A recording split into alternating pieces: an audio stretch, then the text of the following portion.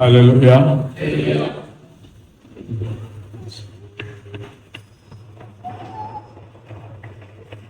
கர்த்தருடைய பரிசுத்த நாமத்திற்கு மகிமை உண்டாவதாக. மீண்டும் இந்த நாளில் உங்களோடு கூட தேவனுடைய வார்த்தையை பகிர்ந்து கொள்ள ஆண்டவர் கொடுத்த கிருபைக்காக, இந்த ஸ்லாக்கியத்திற்காக நம் தேவனை நன்றியுள்ள இதயத்தோடு துதிக்கிறேன், ஸ்தோத்திரிக்கிறேன். ஹல்லேலூயா. ஐயா சொன்னாங்க, அல்லேலூயா என்கிற எப்படி சொல்லணும்?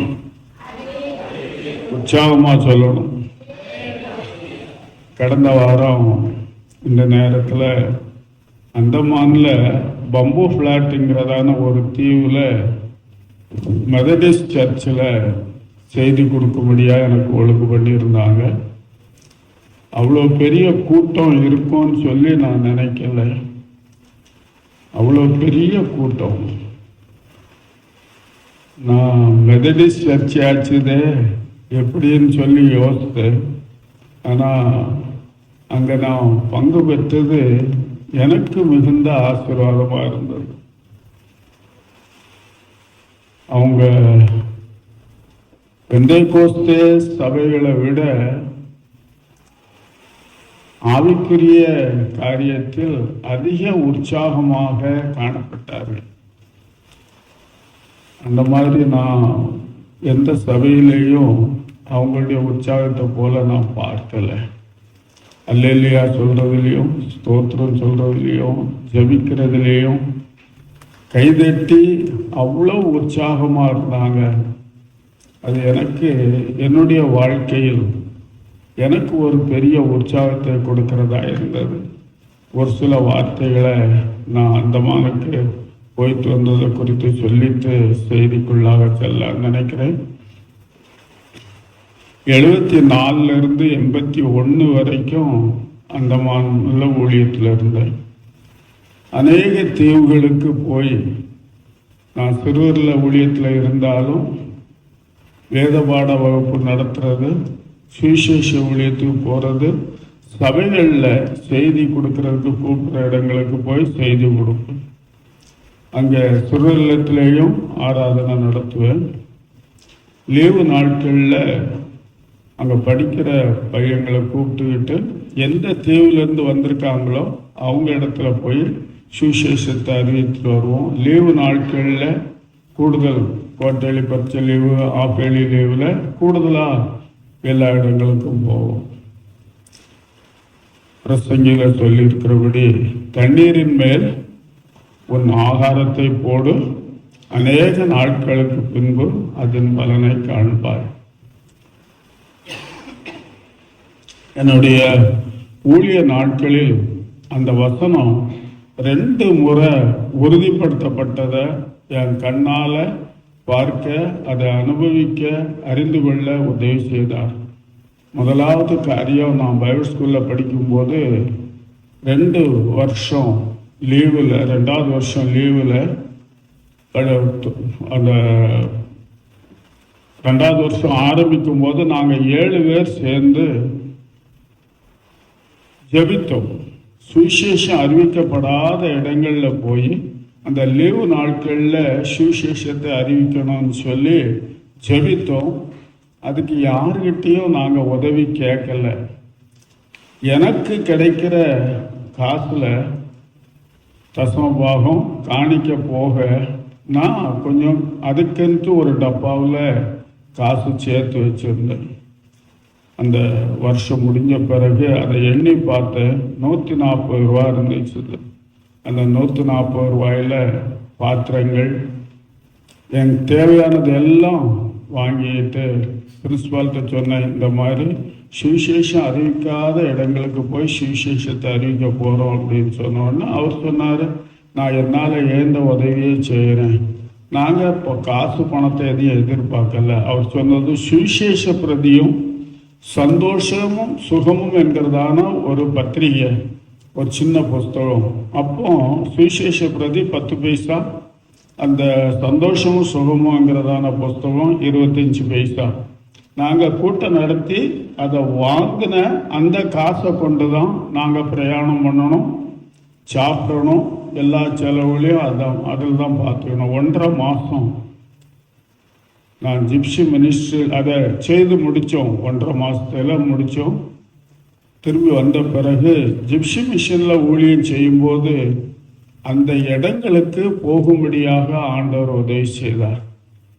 அதில் நாங்கள் சுவிசேஷம் அறிவித்த எல்லா இடங்களிலும் சபைகள் உருவாக்கப்பட்டிருந்ததை நான் பார்த்தேன். அதை நான் சொல்கிறதா இருந்தேன்னா நேரம் அதிகமாகும். அது முதல் சுவிசேஷத்தை அறிவித்த இடங்களில் என்னுடைய தரிசனம் எனக்கு ஆண்டவர் கொடுத்தது, சுவிசேஷம் அறிவிக்கப்படாத இடங்களில் போய் சுவிசேஷத்தை அறிவிக்கணும். சுவிசேஷம் அறிவிக்கப்பட்ட இடத்துல சபை கட்டப்படணும். சபை கட்டப்பட்ட இடத்துல இருந்து ரட்சிக்கப்பட்டு ஊழியத்திற்கு அழைக்கப்பட்டவர்களை அங்கு ஊழியக்காரர்களாக நியமித்து ஒவ்வொரு இடங்கள்லையும் அதான் செய்யணும்னு சொல்லிது. அதே போல் மெட்ராஸில் நான் ஊழியம் செய்யும்போதும் பசங்களை கூட்டிகிட்டு எல்லா இடங்களுக்கும் ஊழியத்துக்கு போவோம். அப்படி ஊழியம் செய்த இடங்களில் பக்கத்தில் ஒரு கிராமத்தில் பரணிபுத்தூருங்கிறான இடத்துல சுவிசேஷத்தை அறிவித்து அங்கே ஒரு சபை கட்டப்பட்டது. நான் அங்கேருந்து போன பிறகு அதை யாரும் கவனிக்கலை. நல்ல சாமாரியன் சபையிலிருந்து அங்கே ஒருவரை நியமித்து அங்கே ஒரு பெரிய சபை இருக்குது. இப்படி ஆண்டவர் உறுதிப்படுத்தி வந்தார், அவருடைய வசனத்தை உறுதிப்படுத்தி வந்தார். அந்த மாநில நான் இருந்ததான நாட்களில் 7 வருஷம்தான் அங்கே இருந்தோம். இன்றைக்கு அந்த சிறுநிலத்தில் இருந்ததான மாணவர்கள் ஏறத்தாழ 25 பேர் 8ஆம் தேதி எங்களுக்காக ஒரு கூட்டம் 5 ஸ்டார் ஹோட்டலில் ஒரு பெரிய கூட்டத்தை ஏற்படுத்தியிருந்தாங்க. 25 பேர் வந்து எல்லாரும் சாட்சி சொன்னாங்க. எனக்கு நான் துவக்கத்திலிருந்து முடிகிற வரைக்கும் அங்கே அழுதுகிட்டு தான் இருந்தேன்.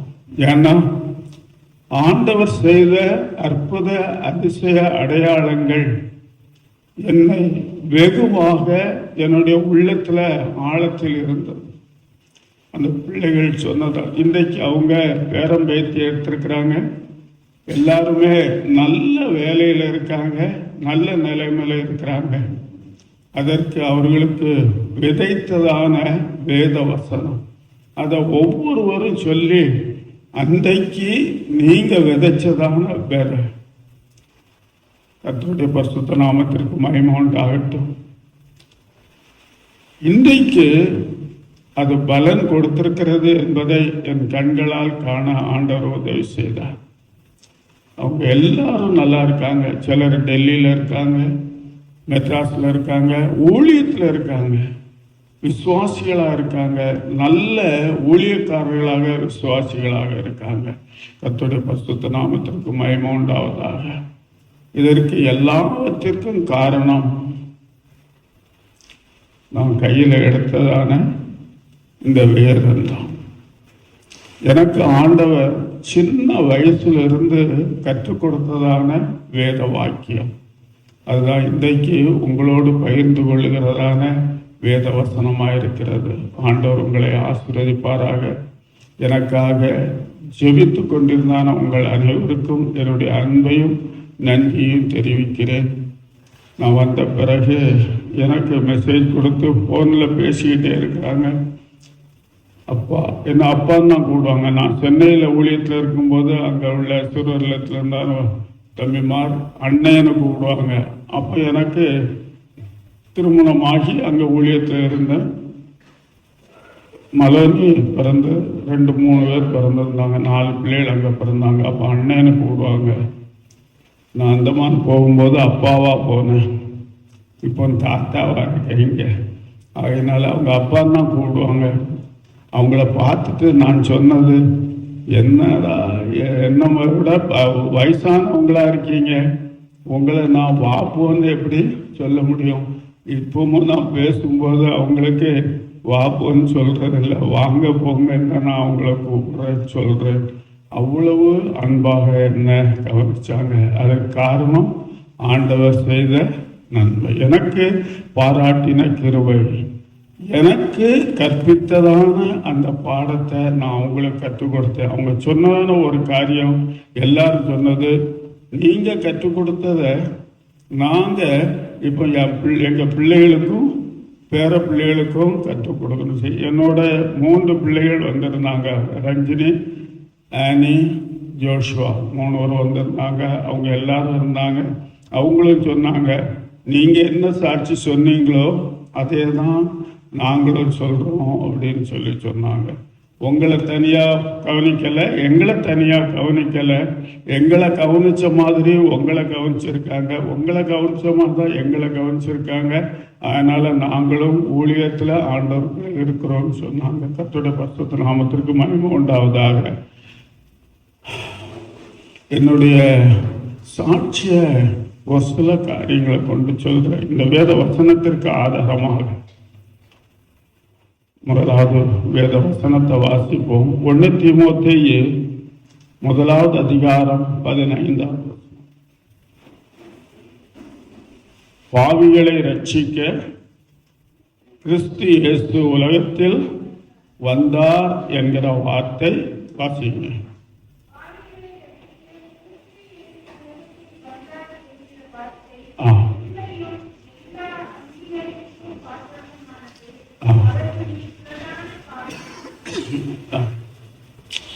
இந்த வேத வசனத்தின்படி நாம் இன்றைக்கு யாரிடத்துல கேட்டாலும், இயேசு ஏன் உலகத்தில், தேவன் ஏன் மனிதனாக இயேசு என்ற பெயரில் பிறந்தார் என்கிற ஒரு கேள்விக்கு நாம் எல்லாருமே கொடுக்கக்கூடியான பதில் இதுதான். பாவிகளை ரட்சிக்க கிறிஸ்து இயேசு உலகத்தில் வந்தார். இது முதல் பதில். அதற்கு காரணமான அடித்தளமாய் இருக்கிறதான காரியம்தான் என்னுடைய வாழ்க்கையில் ஆண்டவர் எனக்கு கற்றுக் கொடுத்தது. நான் ஏற்கனவே சில காரியங்கள் உங்களுக்கு சொல்லியிருக்கிறேன். சிறு வயதில் இலங்கையில் அப்பா அம்மாவோடு இருந்த 5 வயசு வரைக்கும் பள்ளிக்கூடத்தில் சேர்க்கிறதான நாட்கள் வரும்போது என்னையும் எங்கள் அண்ணனையும் அங்கே பள்ளிக்கூடத்தில் படிக்கிறதுக்குள்ள வாய்ப்பு இல்லாமல் இருந்தது. அதனால் எங்களை இந்தியாவுக்கு எங்கள் பெரியம்மா வீட்டிலேருந்து படிக்கிறதுக்காக அனுப்புனாங்க. 6 வருஷம் பெரியம்மா வீட்டிலேருந்து படித்தேன். பெரியம்மா எங்களை பக்குவமாக சரியான பாதையில் நடத்தினாங்க. எல்லா வேலைகளையும் செய்கிறதுக்கு எங்களுக்கு கற்றுக் கொடுத்தாங்க. நான் கற்றுக்கொண்டேன். ஆடு வளர்க்குறது, மாடு வளர்க்குறது, கோழி வளர்க்குறது, வயலில் வேலை செய்கிறது, வீட்டில் வேலை செய்கிறது, எல்லா வேலையிலையும் எனக்கு கற்றுக் கொடுத்தாங்க. அதை கற்றுக்கொண்டபடியினால் எனக்கு அது பயனுள்ளதாக இருந்தது. என் பெரியம்மா எனக்கு சொன்ன ஒரு வார்த்தை, தோட்டி போல் உழைத்து துறை போல் சாப்பிடும். இன்னைக்கும் நான் அதை மறக்கிறதில்லை. வேலை செய்து சாப்பிடணும்.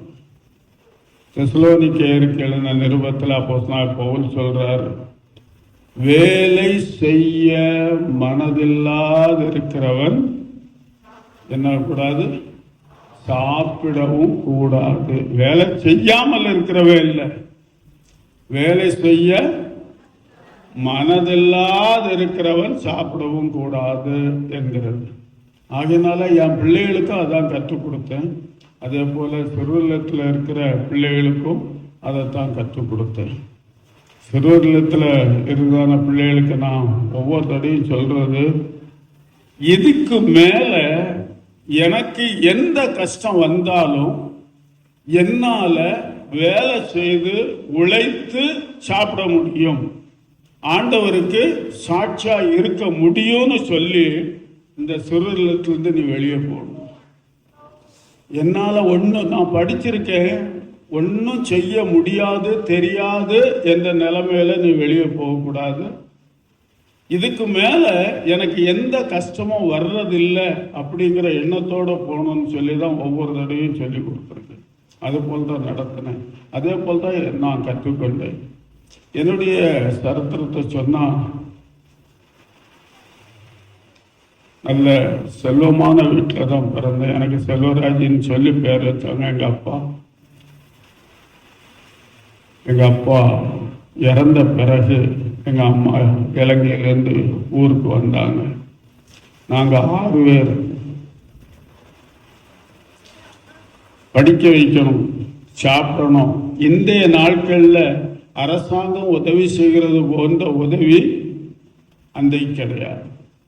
எங்கள் அம்மா கூட பிறந்தவங்க எங்கள் அம்மாவை ஏமாற்றி வயல் நிலத்தையும் காடு வீடு எல்லாவற்றையும் விற்று அவங்களுக்கு கொடுத்தாங்களே தவிர எங்களுக்காக கூடுதலாக எதையும் வச்சிருக்கல. நான் 9வது போய் படிக்க போகிற நேரத்தில் அதுக்கு முன்னால் 3000 ரூபா ஃபீஸ் கட்டணும் மாதம்.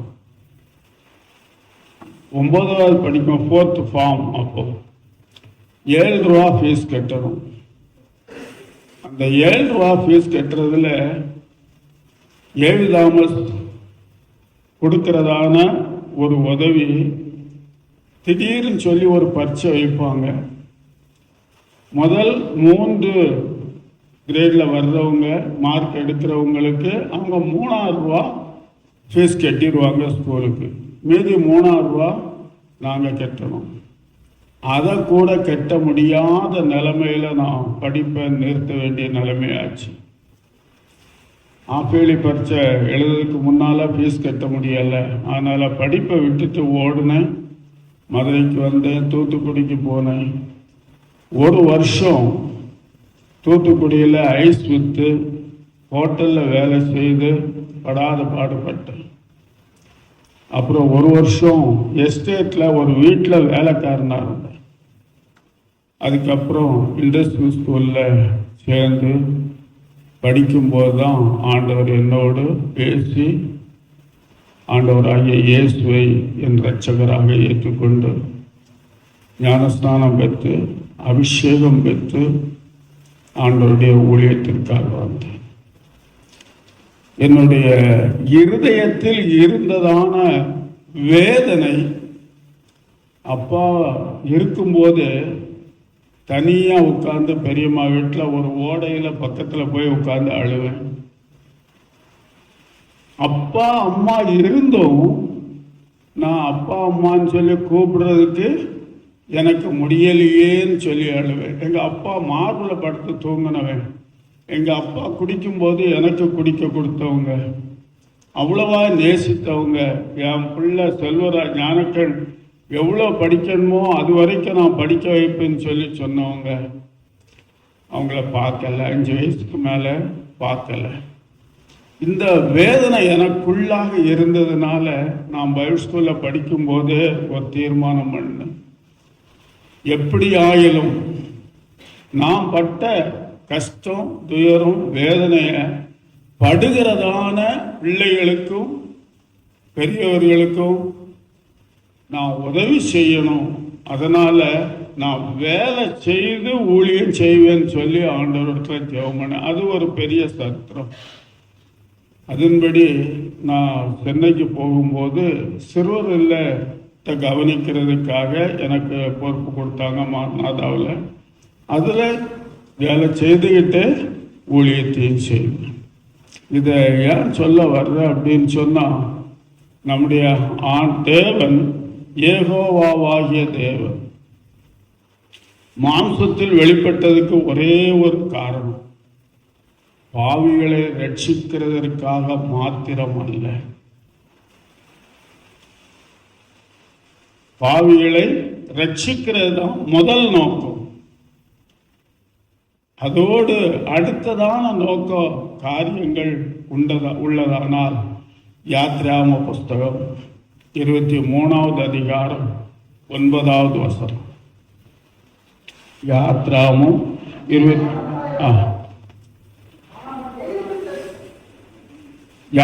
23:9. அந்நியனை ஒடுக்காயாக.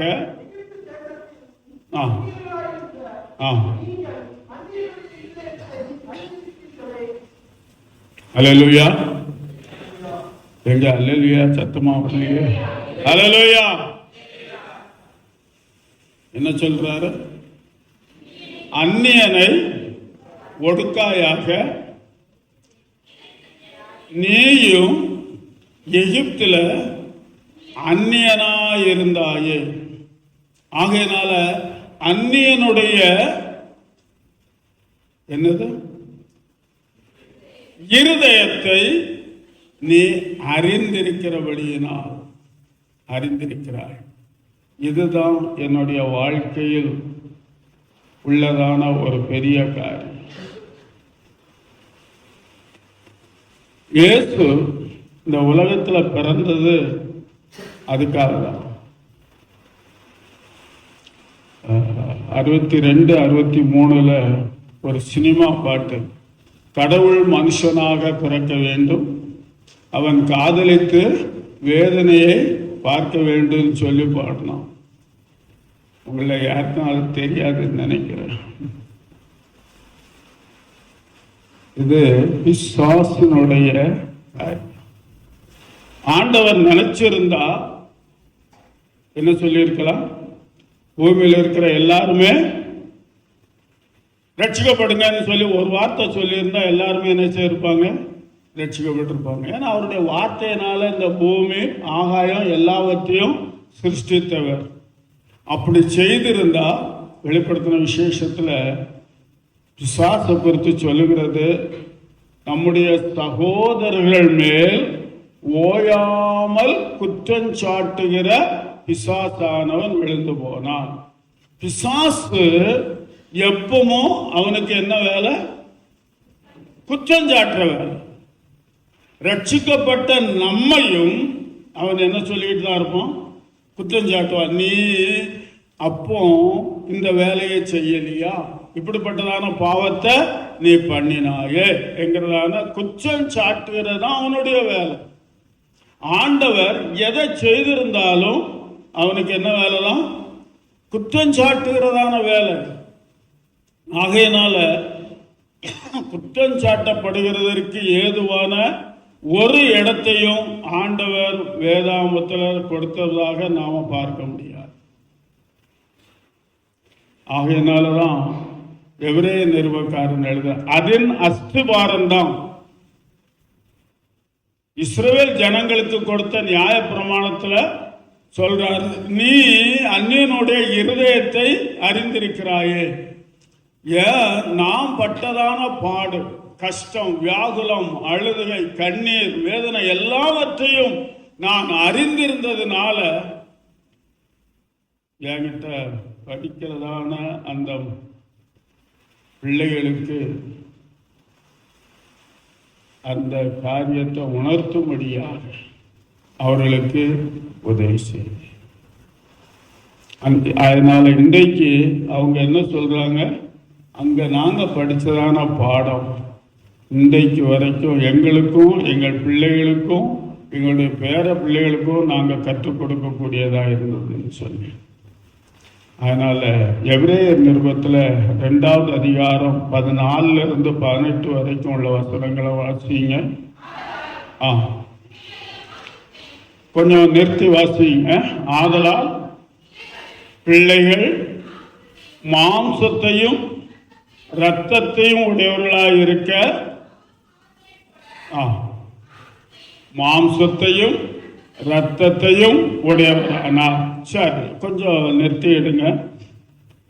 ஆதியாகமத்தில் நாம பார்க்கிறோம், தேவனாகிய கர்த்தர் ஏதேன் தோட்டத்தில் ஆதாமோடும் ஏவாளோடும் பேசினார். அவர் தேவனாகவே அங்க வந்தாரா, மனுஷனாக அங்க வந்தாரா, அது நமக்கு சொல்ல முடியாது. ஆனா ஒன்று சொல்ல முடியும், அங்கு ஆதாமோடும் ஏவாளோடும் பேசினவர் நசரேயனாகிய இயேசு கிறிஸ்து. காரணம், எபேசியர் 1:4 வாசிங்க.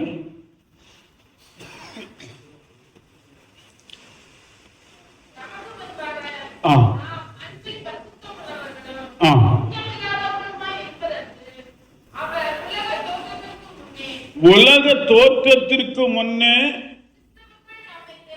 கிறிஸ்துவுக்குள் நம்மை தெரிந்து கொண்டபடியே கிறிஸ்துவுக்குள் எப்பவுமே நம்ம தெரிந்து கொண்டார்? உலக தோற்றத்திற்கு முன்னமே. இன்றைக்கு அநேகருடைய நினப்பு என்னன்னு தெரியுமா? இயேசு 2000 வருஷத்துக்கு முன்னால பெத்லகேமில் பிறந்து அற்புத அடையாளங்களை செய்து அதனால அவர் யாராயிட்டாரு? அவரை கடவுளா கும்பிடுறோம் அப்படிங்கிறதான் அநேகருடைய எண்ணம். ஆனா பரிசுத்த வேதாகமம் தெளிவாய் சொல்லுகிறது, அவர் எப்பவுமே இருந்தார். ஆமா, யோவான் சுவிசேஷம் 1வது அதிகாரம் 1வது வசனம், ஆதியிலே வார்த்தை இருந்தது, அந்த வார்த்தை தேவனிடத்தில் இருந்தது, அந்த வார்த்தை தேவனாய் இருந்தது. 14வது வசனம், அந்த வார்த்தை மாம்சமாகி கிருபையினாலும் சத்தியத்தினாலும் நிறைந்தவராய் நமக்குள்ளே வாசம் பண்ணினார். அல்லேலூயா, அல்லேலூயா. இயேசு பிறந்து அற்புத அடையாளங்களை செய்ததினால் அவர் தேவன் அல்ல. அவர் தேவனாய் இருந்தார். அவர் மாம்சத்தில் வெளிப்பட்ட போது அவருக்கு பெயர் என்ன? இயேசு. அதுக்கு காரணம், அவர் தமது ஜனங்களின் பாவங்களை நீக்கி அவர்களை ரட்சிப்பார். அது காரண பெயர். ஆனால் இயேசுனுடைய இயற்பெயர் என்ன? தேவனுடைய வார்த்தை என்பது வெளிப்படுத்தின விசேஷத்தில் அதை நாம பார்க்கிறோம். தேவனுடைய வார்த்தை, அந்த வார்த்தை மாம்சமாகி தீமோத்தேயுவின் நிருபத்தில் அப்போஸ்தலன் பவுல் சொல்லுகிறார், தேவ பக்திக்குரிய ரகசியமானது மகா மேன்மை உள்ளது. அது என்ன? தேவன் மாம்சத்திலே வெளிப்பட்டார். மாம்சத்திலே வெளிப்பட்டதான தேவனுக்கு பேர் என்ன? இயேசு கிறிஸ்து. அதை நாம லூக்கா சுவிசேஷம் 2வது அதிகாரத்துல இயேசு பிறந்த போது வயல்வெளியில மேய்ப்பர்கள் மந்தையை காத்து கொண்டிருந்தார்கள். இயேசு பிறந்த அந்த நொடிப்பொழுதுல கிறிஸ்மஸ்க்காக அந்த செய்தியை ஆண்டவரிடத்துலேருந்து வாங்கினேன். அதை இப்போ நான் கொடுக்கறதுக்கு இல்லை. ரொம்ப அற்புதமான காரியங்கள் அங்க. 2வது அதிகாரம் 10-11 வாசிங்க. தேவதூதன் அவர்களை நோக்கி, பயப்படாதிருங்கள், இதோ எல்லா ஜனத்துக்கும் சந்தோஷத்தை, மிகுந்த சந்தோஷத்தை உண்டாக்குகிறதான ஒரு நற்செய்தியை உங்களுக்கு அறிவிக்கிறேன். இன்று கர்த்தராகிய கிறிஸ்து என்னும் இரட்சகர் உங்களுக்கு தாவீதின் ஊரிலே பிறந்திருக்கிறார். பிள்ளையை சுற்றி நீங்க அந்த பகுதியை படிச்சீங்கன்னா இதுவே உங்களுக்கு அடையாளம் என்றார். அந்த பகுதியை படிச்சுட்டு வந்தீங்கன்னா சில வார்த்தைகள் அந்நாட்களிலே குடிமதிப்பு எழுதப்படும்படியான கட்டளை பிறந்தது. யோசேப்பு மரியாளும் பெத்லகேமுக்கு போன அந்த நேரத்தில் பிரசவம் நேரிட்டது. பிள்ளையை சுற்றி துணிகளிலே சுற்றி முன்னணையில் கிடத்திருக்கும் போது தேவதூதன் அங்க போய் சொல்றார். அந்த ஒவ்வொரு நொடி பொழுதும் அங்க செயல்பாடு நடக்கிறத நாம பார்க்க முடியும். 20வது வசனம் வரைக்கும் அந்த காரியங்களை கொஞ்சம் நீங்க உட்கார்ந்து கொஞ்ச நேரம் செலவு பண்ணி அது என்னென்ன காரியங்கள்ங்கிறத படிச்சு பாருங்க. அற்புதமான செய்தி அங்க இருக்கு. அப்போ அந்த நேரத்தில் தேவதூதன் தோன்றி சொன்னதான வார்த்தை, உடனே ஒரு பெரிய திரள் கூட்டமான தேவதூதர்கள் வந்து உன்னதத்தில் இருக்கிற 3 காரியங்கள், 3 காரியங்களா அங்க செய்திகள் இருக்குது. உன்னதத்தில் இருக்கிற தேவனுக்கு மகிமையும், பூமியிலே சமாதானமும், மனுஷர் மேல் பிரியமும் உண்டாவதாக என்று சொல்லி 3 காரியங்களை சொல்றாங்க. அங்க மேய்ப்பர்கள் உடனே புறப்பட்டு போய் அவங்களுக்கு சொன்ன அடையாளத்தின்படி கண்டார்கள். அங்க எத்தனை பேரை பார்த்தாங்க? யோசேப்பையும் மரியாளையும் துணிகளில் சுத்தப்பட்டதான முன்னணையில் கிடத்தப்பட்டதான இயேசுவையும் பார்த்தார்கள். அல்லேலூயா, அல்லேலூயா. தேவதூதன் சொன்னபடி அந்த 3 காரியங்கள் அங்கு நடந்தது. 3 பேரை அவர்கள் கண்டார்கள், தேவனை மகிமைப்படுத்தினார்கள். கர்த்தருடைய பரிசுத்த நாமத்திற்கு மகிமை உண்டாவதாக. இயேசு பிறந்தது எதற்காக? பாவிகளை ரட்சிக்க. எப்படி ரட்சிக்க? பிள்ளைகள் மாம்சத்தையும் இரத்தத்தையும் உடையவர்களாயிருக்க. யாருடைய பிள்ளைகள்? தேவனுடைய பிள்ளைகளாக, தேவனுடைய சாயலாக, தேவனுடைய ரூபத்தில் சிருஷ்டிக்கப்பட்டதான நம்மை பார்த்து சொல்லுகிறார். யாருன்னு சொல்லி? பிள்ளைகள் மாம்சத்தையும் இரத்தத்தையும் உடையவர்களாயிருக்க அவரும் அவர்களைப் போல மாம்சத்தையும் இரத்தத்தையும் உடையவர் ஆனார். அதுக்கப்புறம் தான் வர்ற காரியங்கள் இந்த யாத்ராம் புஸ்தகத்தில் உள்ளதான அந்த வார்த்தையும் சேர்த்து படித்தோன்னு சொன்னால் அப்பந்தான் அங்கே வெளிப்படுகிறதான காரியம். எபிரேயர் நிருபத்தில் இந்த 2வது அதிகாரத்திலையும் 4வது அதிகாரத்திலேயும் பிலிப்பியர் நிருபத்தில் 2வது அதிகாரத்தில் சொல்லப்படுகிறதான வார்த்தைகளையும் நாம் ஒப்பிட்டு படித்தோன்னு சொன்னால் அந்த யாத்திராமத்தில் சொல்லப்பட்டதான வார்த்தை என்னது? நீங்கள் அந்நியருடைய இருதயத்தை அறிந்திருக்கிறீர்களே. நம்முடைய இருதயத்தின் வேதனைகளையும் விசாரங்களையும் துக்கங்களையும் அவர் அறிந்து பார்த்து அனுபவித்து, அங்கதான் முக்கியமான காரியம். நமக்கு ஏற்ற வேளையில் உதவி செய்ய வல்லவராக இருக்க. வாசிங்க இப்போ எபிரேயர் நிருபத்தில் சொன்ன வசனத்தை 2வது அதிகாரத்தில்.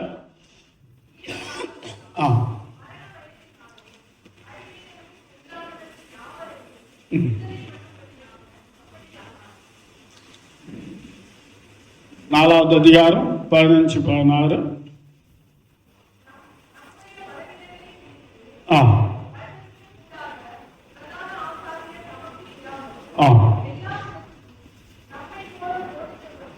எல்லா விதத்திலும் எப்படி நம்மை போல்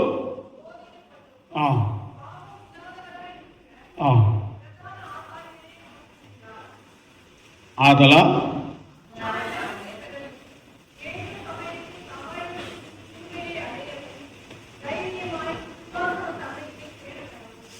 நாம இப்போ பயந்துகிட்டு போய் ஆண்டவர்கிட்ட நிற்க வேண்டியதில்லை. எப்படி போலுமா? தைரியமா. காரணம், எல்லா வேதனைகளையும் பாடுகளையும் துக்கங்களையும் குறைவுகளையும் எல்லாம் அனுபவித்த ஆண்டவர் நம்முடைய ஆண்டவர் இயேசு கிறிஸ்து. அவர் மாம்சத்தில் வெளிப்பட்டார். ஆனா ஏதேன் தோட்டத்திலிருந்து மல்கியா வரைக்கும் உள்ளதான காரியங்களை பார்த்தீங்கன்னு சொன்னா அப்போஸ்தலனாகிய பவுல் கொரிந்தியர்கள் தான் நிருபத்தில் சொல்றாரு, அவர்களோடு கூட நடந்த ஞான கண்மலை யார்தான்? கிறிஸ்து. அப்ப அங்க மாம்சத்துல வரல. எப்படி வந்தாரு? ஆவியின் ரூபத்துல மனுஷனை போல அவங்களோட இருந்தார். யார் யார் தேவனை சந்தித்தார்களோ பேசினார்களோ, நோவாவோடு தேவன் பேசினார், ஏனோக்கோடு கூட சஞ்சரித்தார், ஏனோக்கு தேவனோடு சஞ்சரித்தார், நோவா தேவனோடு சஞ்சரித்தார். யார் கூட? மேசியாவாகிய கிறிஸ்துவோடு கூட அவர் சஞ்சரித்தார். அப்போ இயேசு எந்த இதுல இல்லை? அங்க மாம்சத்துல இல்லை, ஆவியின் ரூபத்துல பார்க்கக்கூடிய ரூபம் அவருக்கு வந்தார். ஆனா இயேசு பிறந்த குழந்தை என்ன செய்யும்? முதல்ல சிரிக்குமா? சத்தமே இல்லைன்னா கிள்ளியாவது விட்டு என்ன செய்திருவாங்க? அழ வச்சிருவாங்க. அப்படிதானா இல்லையா? சொல்லுங்க. ஆமா, அழலன்னு சொன்னா என்ன, அந்த பிள்ளை வாய் பேசாதோன்னு சொல்லி கிள்ளி விட்டாதான் அழ வச்சிருவாங்க. அப்ப ஏசு அழுதுருப்பார் இல்லையா? அவருக்கு நமக்கு உள்ளதான எல்லா காரியங்களும் அவருக்கு இருந்தது. தாகமா இருந்தாரா? பசியா இருந்தாரா? சோர்வு இருந்ததா? களைப்புல போய் போட்ல படுத்து தூங்கிட்டார். சீஷர்கள் போய் தட்டி எழுப்புறாங்க, ஐயரே மடிந்து போகிறோமே, உமக்கு கவலை இல்லையான்னு சொல்லி. மனுஷனுக்கு மாம்சத்தில் பிறந்த அவருக்கு மாம்சத்தில் மனுஷன் படுகிற பாடுகள் அனைத்தும் அவர் அறிந்தவர். அல்லேலூயா. அதனால தான் இன்றைக்கு நாம தைரியமா ஆண்டவர் இடத்துல போய், ஆண்டவரே எனக்கு உதவி செய்யும் என்று கேட்கக்கூடியதான ஒரு அதிகாரத்தை, என்ன அதிகாரத்தை கொடுத்தாரு? யோவான் 1:12, அவருடைய நாமத்தின் மேல் விசுவாசம் உள்ளவர்களாக அவரை ஏற்றுக்கொண்டவர்கள் எத்தனை பேர்களோ அத்தனை பேர்களும் தேவனுடைய பிள்ளைகளாகும்படி அவர்களுக்கு அதிகாரம் கொடுத்தார். இப்ப ரெண்டாவது பிள்ளை. முதல்ல பிள்ளைகள் மாம்சத்தையும் இரத்தத்தையும் உடையவர்களாக இருக்கேன்னு சொன்னாரு எபிரேயர் நிருபத்துல. இப்ப இங்க சொல்றாரு என்ன? அதிகாரத்தின்படியான பிள்ளைகள். எப்படி? நான் அதுக்கு ஒரு சின்ன உதாரணம் சொல்றேன். நம்ம வீடுகளில் இப்போ யாசிக்கிறவர்கள் கூடுதல் வர்றதில்லை. அந்த நாட்களில் ஒரு நாளைக்கு எத்தனையோ பேர் அம்மா ஐயா அப்படின்னு சொல்லிட்டு யாசிக்க பிச்சை எடுக்க வருவாங்க இல்லையா? அவங்க என்னதான் சொல்றாங்க? ஐயா அம்மா. அவங்களுக்கு நாம அம்மாவாயிடுவோமா அப்பாவாயிடுவோமா? இல்லை. அப்படிதானா? சொல்லுங்க. அவங்க சொல்றதுனால எப்படி அந்த உரிமை வந்துச்சு நமக்கு? நாம அம்மாவும் அப்பாவையும் சொல்லக்கூடிய அந்த உரிமை எப்படி வந்துச்சு? அவர்களில் உள்ள இரத்தம் நம்மில் பாய்வதனால். நான் இப்போ ஒரு சின்ன உதாரணம் சொல்றேன். அந்த மாநில நடந்தான சம்பவம்.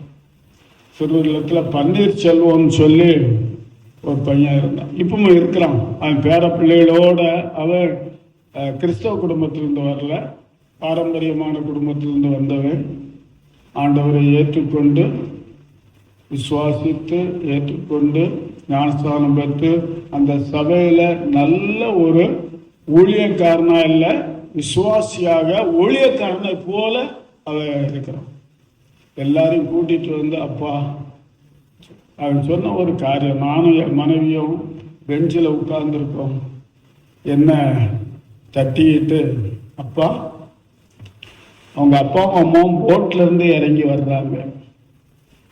கொஞ்சம் தூரத்தில் வரும்போது என்ன தட்டி, அப்பவும் என்ன எப்படிதான் கூப்பிடுறோம், எப்பவும் கூடுற மாதிரி அப்பா அப்படின்னு சொல்லி கூப்பிட்டுக்கிட்டு, அந்த வர்றாங்கெல்லாம் அவங்க தான் என் அப்பா என் அம்மா. வித்தியாசம் அவங்களுக்கு தெரியுதா? புரிஞ்சுக்கிறீங்களா? அது காரணம் என்ன? அவர்களுடைய இரத்தம் அவனில் ஓடுகிறபடியினால். இன்றைக்கு நாம இயேசுவை அப்பா என்று அழைக்கிற அதிகாரத்தை கொடுத்தார். எப்போ? இயேசுவே நீர் எனக்குள்ள வாரும், என்னோடு தங்கும் என்று சொல்லி நாம அவர் அப்பா பிதாவே என்று கூப்பிட பண்ணுகிற புத்திர சுவிகாரத்தின் ஆவியை கொடுத்தார். அதற்கு முன்னால ஏதோ கொடுத்துட்டாரு. அவருடைய இரத்தத்தினால் நம்மை மீட்டுக் கொண்டார். அவருடைய இரத்தம் நம்மை மீட்டுக் கொண்டது. அவருடைய இரத்தம் நமக்குள்ள இருக்கு. அல்லேலூயா. ஆனால் தான் அங்க சொல்றாரு, மற்ற எல்லாரும் அவருடைய பிள்ளைகள் தான். உலகத்துல இயேசு அறிந்தவர்களா இருந்தாலும் சரி, அறியாதவர்களா இருந்தாலும் சரி, அவர் என்ன சொல்றாரு? இது எல்லா என்னுடைய பிள்ளைகள் தான் அப்படின்னு சொல்றார். ஆனா கர்த்தராகிய இயேசு கிறிஸ்துவை விசுவாசித்து ஏற்றுக்கொண்டவர்கள் எதன்படியான பிள்ளைகள்? அதிகாரத்தின்படியான பிள்ளைகள். அதுக்கு நான் ஒரு சின்ன உதாரணம் சொல்றேன். யாசிக்கிறவங்க அம்மா அப்பாவான்னு சொல்றதுனால நாம வீட்டுக்குள்ள கூப்பிட்டு டைனிங் டேபிளில் உட்கார வச்சு சாப்பாடு கொடுப்போமா? எத்தனை பேர் கொடுத்துருக்கீங்க? அப்படி வீட்டு வாசலுக்கு வெளியே தான் நிற்கணும். இதில் தான் உண்மையான காரியங்கள் இருக்கு. அதே நேரத்தில் நம்ம பிள்ளைகள் வெளியில் விளையாடிக்கிட்டு உள்ள எப்படி வருவாங்க? எப்படி வருவாங்க? அப்பா அம்மா நான் உள்ள வரலாமா? எனக்கு ஏதாவது பசிக்குது, சாப்பாடு கொடுப்பீங்களான்னு கேட்கணுமா? இல்லை, அவன் வெளியே தான் நிற்கணும். இந்த பிள்ளை எப்படி வரும்? அம்மா அப்பா எனக்கு பசிக்குது, சோறு போடு, ஏதாவது சாப்பிட கொடு. கேட்பாங்களா? கேட்க மாட்டாங்களா? கதவை தட்டிக்கிட்டு வெளியே நிற்கணும்னு அவசியம் இல்லை. காரணம் என்ன? நம்முடைய ரத்தம் அவர்கள் இருக்கு. அதிகாரத்தின்படியான பிள்ளைகள். ரெண்டு விதத்துல நாம ஆண்டவருக்கு பிள்ளைகள். பொதுவான நிலைமையில ஒண்ணு, அதோட மூணாயிருது.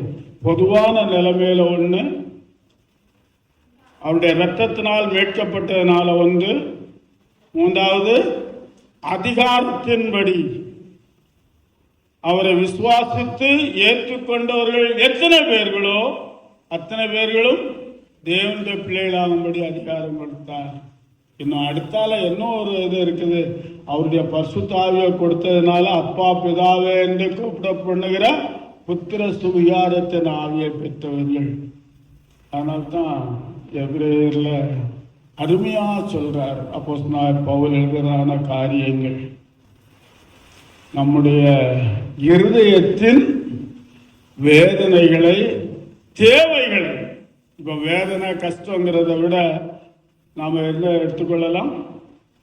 நமக்கு என்ன தேவை என்பதை நாம் அவரிடத்திலே சொல்லும் முன்னமே அவர் அறிந்திருக்கிறார். அல்லேலூயா, அல்லேலூயா. நாம பிள்ளைகள் நம்மகிட்ட ஏதாவது கேட்கணும்னு சொல்லி நாம எதிர்பார்க்கறது இல்லை. ஆனா பிள்ளைகள் வந்து அந்த உரிமையோட மடியில உட்கார்ந்துக்கிட்டு தோல்ல கையை போட்டுக்கிட்டு அப்பா அம்மா கையை பிடிச்சிக்கிட்டு எப்பா எனக்கு இன்னது வேணும் அப்படின்னு சொல்லும்போது நமக்கு எவ்வளவு சந்தோஷமா இருக்குது. தாய்மார் தாப்புமார் சொல்லுங்களா, அப்படி உங்க பிள்ளைகள் கேட்கும்போது உங்களுக்கு ஒரு சந்தோஷம் இருக்குதா இல்லையா? யாராவது சொல்லுங்களா எழுப்பி. இருக்குதா சந்தோஷம்? அந்த அம்மா தான் அழகா கையை காட்டி சொல்றாங்க, என் பிள்ளை என்கிட்ட கேட்டுட்டு நான் அதை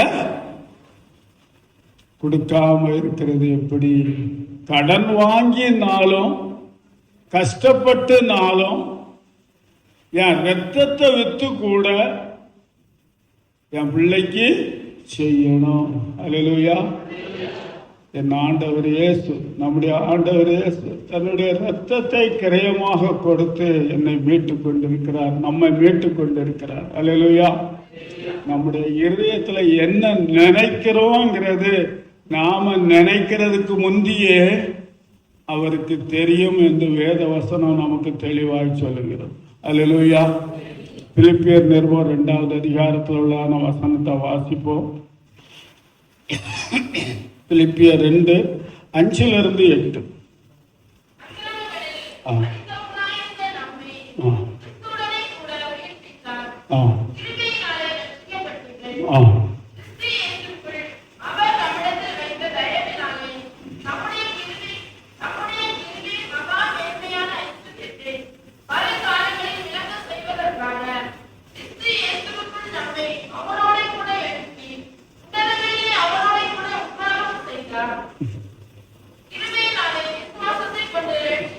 பிலிப்பியர் 2.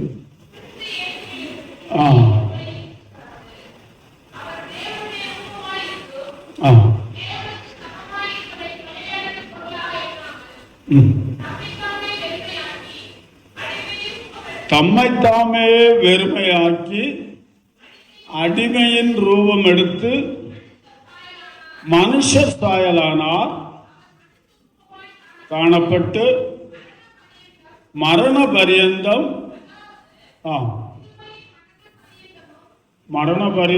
சொல்லிட்டு அதுக்கு அடுத்தால சொல்றது என்னது? அதாவது சிலுவை மரண பரியந்தம்.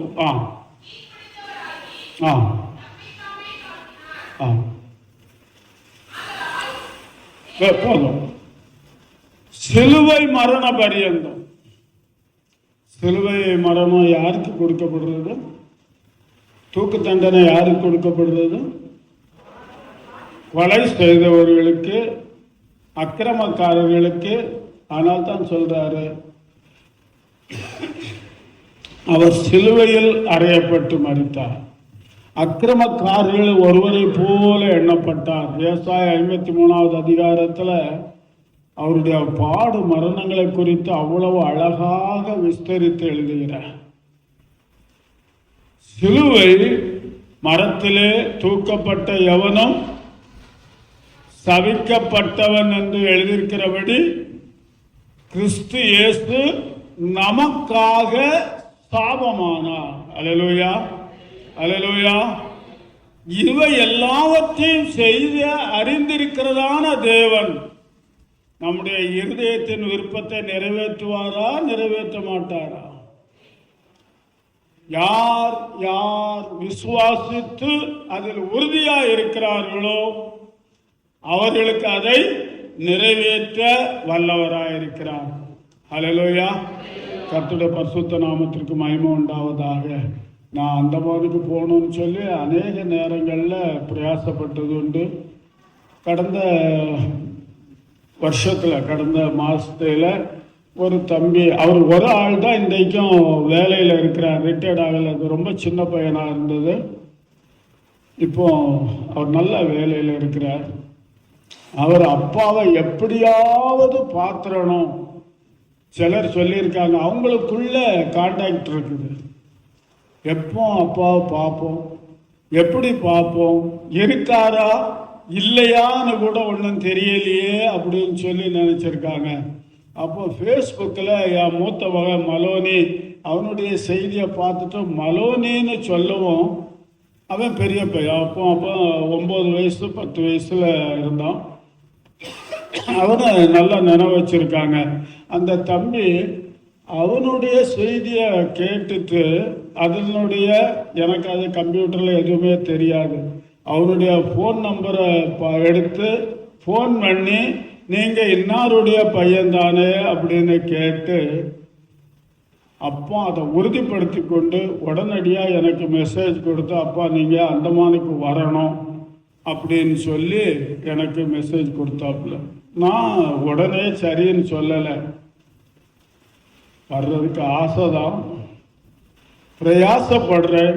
அடுத்த வருஷம் ஜனவரியில் பொங்கல் டைமில் அங்கே வர்றதுக்கு பிரயாசப்படுறேன்னு சொல்லி சொன்னேன்.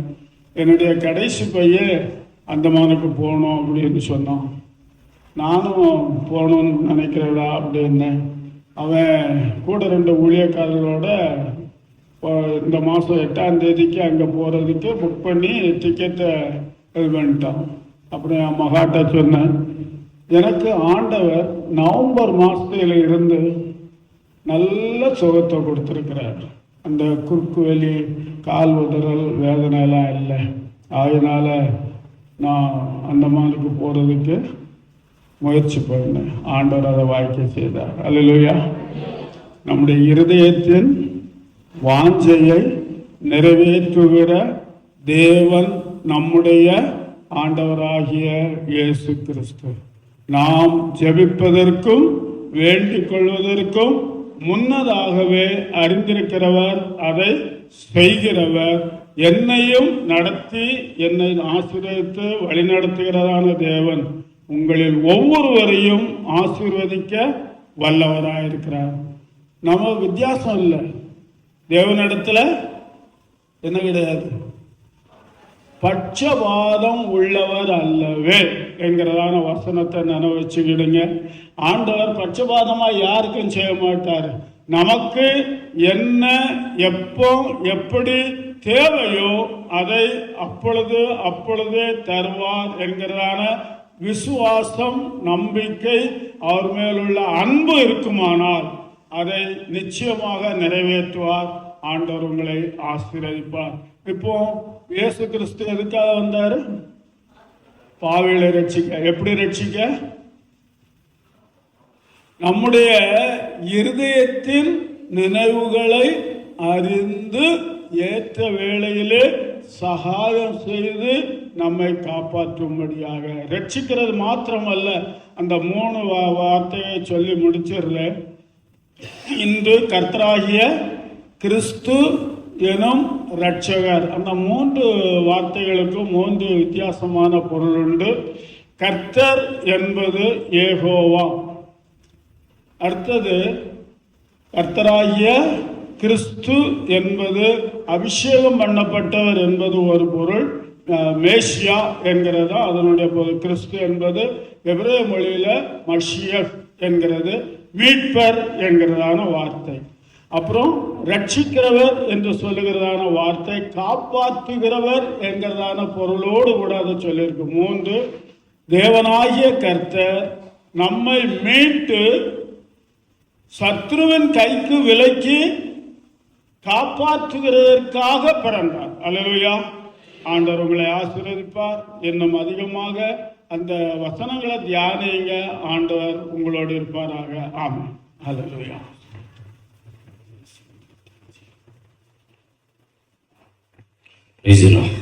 எல்லாரும் தலை தாழ்த்தி ஜெபிப்போம்.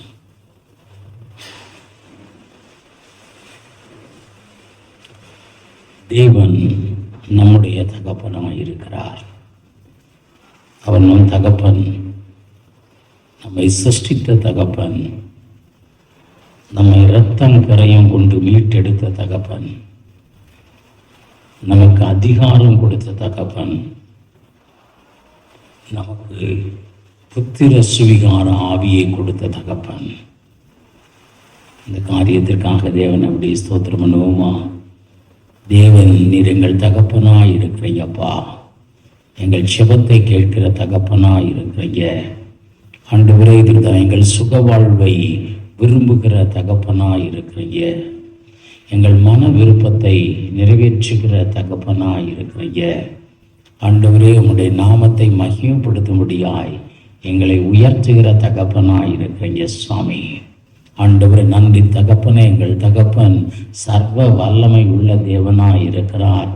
எல்லாம் அப்படி தேவனை கொஞ்சம் மனதின் ஆழத்திலும் துதிப்போம்.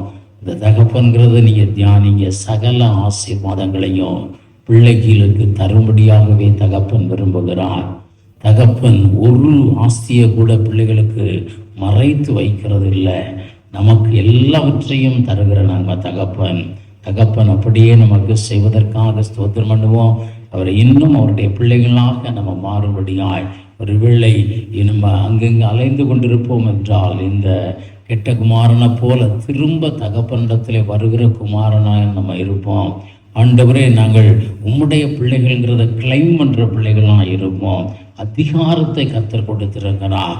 நன்றி தகப்பனை. இன்னும் அவருக்குள்ள எல்லாவற்றையும் ஆளுகை செய்யும்படியான கிருபையை கொடுத்திருக்கிறார். இது ஆதாமை உண்டாக்கி சொன்னார், சகலத்தையும் ஆண்டு கொள்ளுங்கள், நான் உருவாக்கின எல்லாத்தையும் ஆண்டு கொள்ளுங்கள்னு சொன்னார். காரணம், அவர் தகப்பனாக இருக்கிறார். It's a privilege. இது மிகுந்த ஒரு பெரிய காரியம். கர்த்தருக்கு நன்றி சொல்லுவோம். இந்த நாளிலே இதை கர்த்தர் நமக்கு உணர்த்தினதற்காய் ஸ்தோத்திரம் அப்பா. எங்கள் தகப்பனை நோக்கி பார்க்கிறோம் அப்பா. எங்கள் சுக வாழ்வை விரும்புகிற தேவனே உமக்கு ஸ்தோத்திரம்.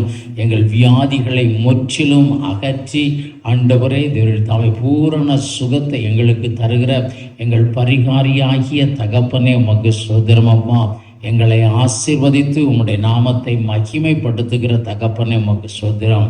உமக்குள்ள எல்லாவற்றையும் எங்களுக்கு தந்து ஆண்டவரே உம்முடைய நாமத்தை மகிமைப்படுத்தும்படியாய் செய்கிற தேவனே உமக்கு ஸ்தோத்திரம். நன்றி ராஜா. எங்களுக்கு அப்படி கொடுத்த கிருபைகளுக்காக நன்றி தகப்பனே. ஆண்டவரே நீரே கூட இருங்க. இன்னும் ஆண்டவரே உண்மையும் முத்தமுள்ள மகனாக நாங்கள் உம்மை நோக்கி பார்க்க ஆண்டவர் இடத்தில் கேட்டு பெற்றுக்கொள்ள எங்களுக்கு நீர் கொடுப்பதிலே சந்தோஷம் உண்டு சுவாமி. அதை நாங்கள் அடைய கர்த்தர் உதவி செய்யுங்க. நீரே கூட இருந்து வந்த ஒவ்வொருவருக்கும் இந்த கிருபைகளை தாங்க. இந்த அப்பாங்கிற உடன்படிக்கையோடு கூட ஆண்டவர் உறவோடு கூட நாங்கள் இன்னும் அதிகமாய் நெருங்கி நிற்க எங்களுக்கு பலன் தாங்க சுவாமி. வந்த ஒவ்வொரு மக்களையும் பேர் பேராய் குடும்பமாய் ஆசீர்வதிங்க. ஆண்டவர் வியாதியை எங்களை விட்டு விலக்குங்க. ஆண்டவரை அற்புதத்தை செய்து சுகம் கொடுக்கிற பரிகாரியை உமக்கு ஸ்தோத்திரம். கையின் பிரயாசங்களை ஆசீர்வதிங்க. களஞ்சியங்களை ஆசீர்வதிங்க. ஒரு பெருக்கத்தை தந்து நடத்துங்க. பொருளாதார சிக்கல்களை எல்லாம் பரிபூர்ணமாய் மாற்றுங்க. பூரண ரட்சிப்புக்கு உள்ளா எங்களை நடத்துங்க. ஆண்டவர் நன்றி தகப்பனே உமக்கு ஸ்தோத்திரம். எங்கள் குடும்பத்தில் எங்களோடு கூட எப்பொழுதும் தங்கியிருக்கிற தகப்பனா இருங்கள் அம்மா. நன்றி தேவனே உமக்கு ஸ்தோத்திரம். எங்கள் பிள்ளைகளின் சமாதானம் பெரிதாக இருக்க கர்த்தர் உதவி செய்யுங்க. பிள்ளைகளின் படிப்பை ஆசீர்வதிங்க. படிக்கத்தக்க நல்ல ஞானம், கிருபை, ஆரோக்கியம், பாதுகாப்பு இவைகளை கர்த்தர் தந்து நடத்துங்க சுவாமி. உடைய பிள்ளைகள் படிப்பிலே முதல் இடத்திலே இருக்க தேவன் உதவி செய்யுங்க. ஆண்டவர் எங்களை தலையாக்குகிற தேவனே உமக்கு ஸ்தோத்திரம். வேலை ஸ்தலத்திலும் எங்களோடு கூட இருந்து எங்களை தலையாக்குங்க. நீரே கூட இருந்து எங்களுக்காக எல்லாவற்றையும் செய்கிறதற்காய் ஸ்தோத்திரம். வந்த உங்களுடைய பிள்ளைகளை இயேசு கிறிஸ்துவின் நாமத்தில் நான் ஆசீர்வதிக்கிறேனப்பா. உம்முடைய கிருபையின் கரங்கள் பிள்ளைகளோடு கூட இருக்கட்டும். உம்முடைய சட்டையின் மரலை மறைத்து பாதுகாத்து பராமரித்து ஆசீர்வதித்து மகிழ பண்ணும்படியாய், உம்முடைய நாமத்தை மகிமைப்படுத்தும்படியாய், உம்முடைய திட்டத்தை நிறைவேற்றும்படியாய் அனுகிரகம் செய்யுங்க. இயேசுவின் நாமத்தில் ஜெபிக்கிறோம் நல்ல பிதாவே, ஆமென். என் ஆத்துமாவே கர்த்தரை சோஸ்தரி, என் முழு உள்ளமே அவருடைய பரிசுத்த நாமத்தை சோஸ்தரி. என் ஆத்துமாவே கர்த்தரை சோஸ்தரி, கர்த்தர் செய்த சகல உபகாரங்களையும் மறவாதே. ஆமென். நம்முடைய கர்த்தராகிய இயேசு கிறிஸ்துவின் கிருபையும் பிதாவாகிய தேவனுடைய அன்பும் பரிசுத்த ஆவியின் அன்யோன்ய ஐக்கியம், சமாதானம், சந்தோஷம் நம்ம அனைவரோடு கூட இன்றும் இன்று சதா காலம் உண்டாயிருப்பதாக. ஆமென். ஹல்லேலூயா, ஹல்லேலூயா, ஹல்லேலூயா.